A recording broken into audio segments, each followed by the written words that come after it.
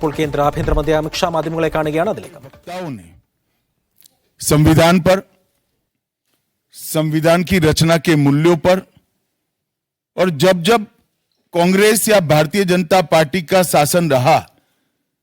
तब शासन ने संविधान के मूल्यों का किस तरह से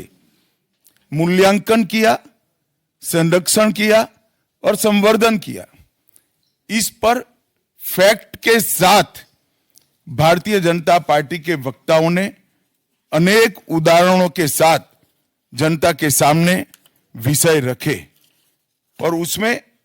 वो तय हो गया कि कांग्रेस पार्टी आंबेडकर जी विरोधी पार्टी है, कांग्रेस पार्टी आरक्षण विरोधी पार्टी है, कांग्रेस पार्टी संविधान विरोधी पार्टी है, कांग्रेस पार्टी ने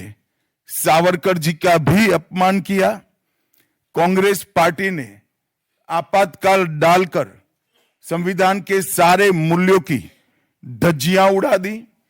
नारी सम्मान को भी सालों तक दरकिनार किया, न्यायपालिका का हमेशा अपमान किया,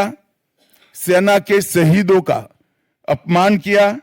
और भारत की भूमि तक को संविधान तोड़कर विदेशी देशों को देने की हिमाकत कांग्रेस पार्टी के शासन में हुई।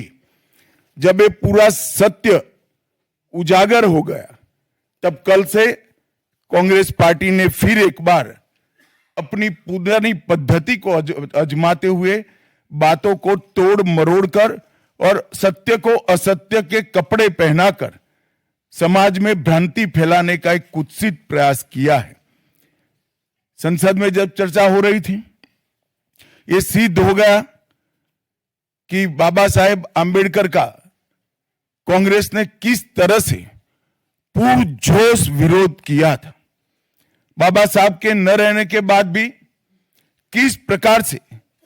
कांग्रेस ने बाबा साहब को हाशिए पर ढकेलने का प्रयास किया। जब संविधान सभा अपना काम कर चुकी, चुनाव हुआ 1951-52 में और 54 में, दोनों बार कांग्रेस ने बाबा साहब को हराने के लिए कोई कसर नहीं छोड़ी। यहां तक कि फ्रेंडली चुनाव होता है, स्पिरिट वाला चुनाव होता है, ऐसा चुनाव भी नहीं था।